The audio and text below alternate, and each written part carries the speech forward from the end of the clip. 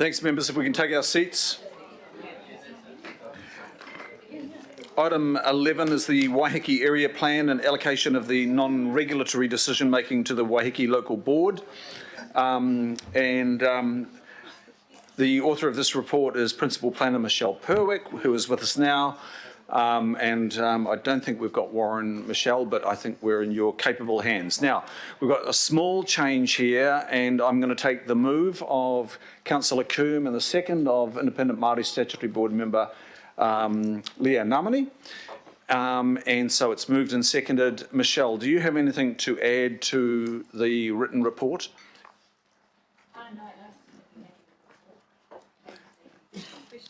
Any questions, members of Michelle?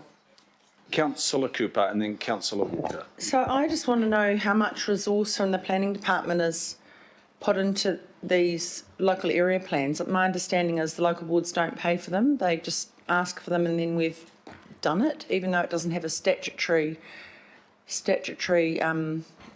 power.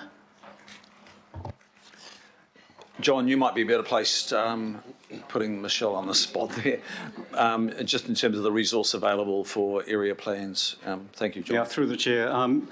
We are currently working on 4 area plans as endorsed by the Planning Committee. They are Waiheke Aotea Great Barrier, a review of the Mangaria Tahu area plan, which is about 4 or 5 years old, and we're calling it Mount Roscommon neighbourhood, so it's not the entire Puketapapa local board, and it does, I think, stretch into adjacent local boards as well. So there are 4 area planning exercises underway. They do take a reasonable amount of resource, but that's the end of the program that's been endorsed by the Planning Committee. So it's a program endorsed a couple of years ago. It is coming to an end at this point in time for a number of reasons, including our reduced resourcing, but at this point in time we're not getting huge demand from local boards to do more of these plans. There are a few boards who would be keen to do them, and we've had to say at this point in time we're not able to do that. The focus is on things like the National Policy Statement on Urban Development, National Policy Statement on Freshwater Management,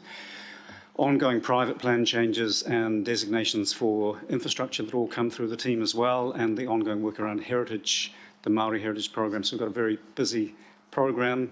So in short, we are, I guess, winding down the area planning program at this point in time, and hopefully in the future it'll pick up again. But at this point in time, it's winding down, so we focus more on that statutory work and the national directions. That's clear. Thank you. Councillor Walker. A question around the financial implications, because that appears to be uppermost. And there's a section here, it says actions contained in the final version of the Waiheke Area Plan that are unfunded are not binding on the governing body and will be subject to future funding decisions. So is there some future funding requirement here or not?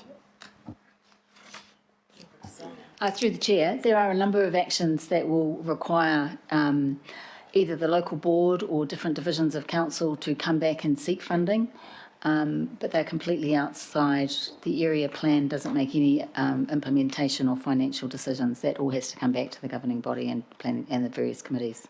So what you're saying is we can pump an area plan through, but we may not be able to do any of it, but that doesn't matter.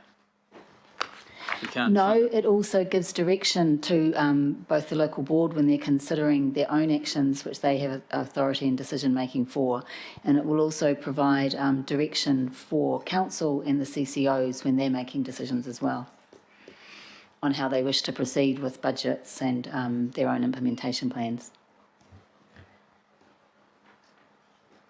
Thank you. And question from Member Namani?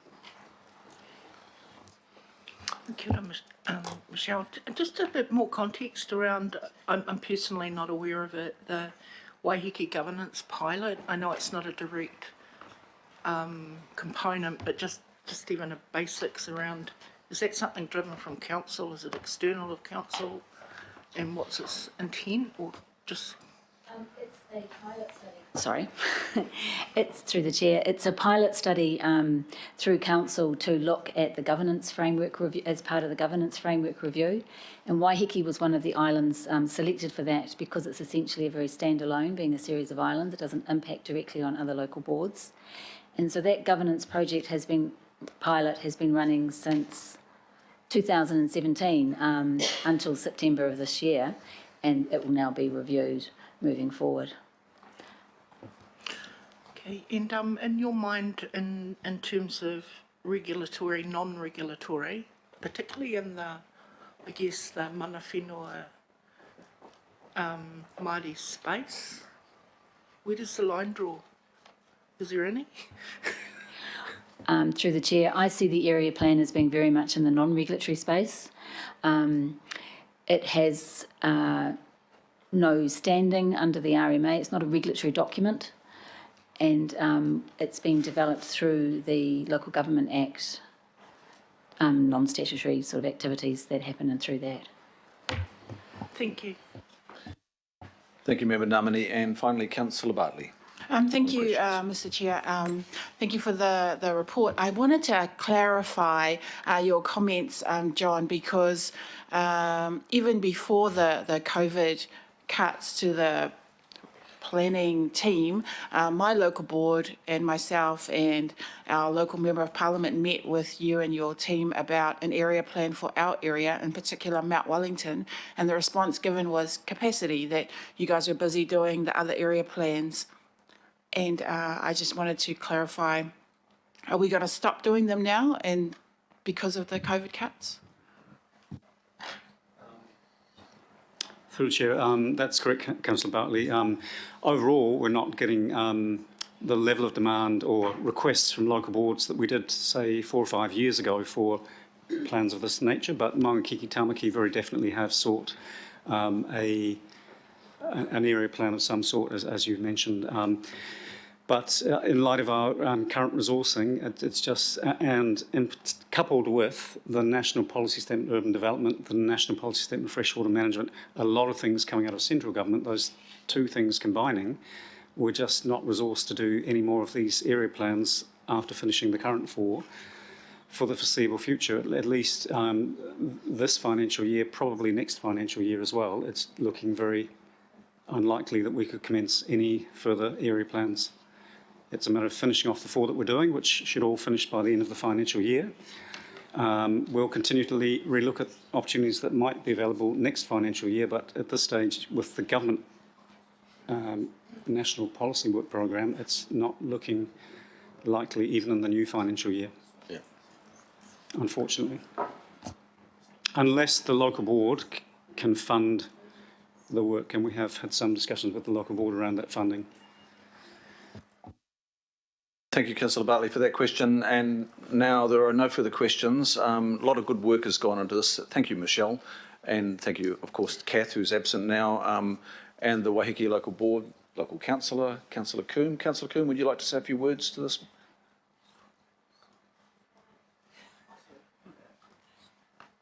I'm just very happy to support this process. I know it's not the usual process for an area plan, but I think in the context of Waiheke, the local board there would very much like to be able to adopt the plan. And I'm, apologies to Chair Kath that I wasn't here for her input, but thank you for incorporating the involvement of the IMSB. I think that's a good step forward, and I think that's what came out of that discussion earlier. So I am on the working group for the area plan, and will continue to be part of the process as well. So thank you, Mr. Chair.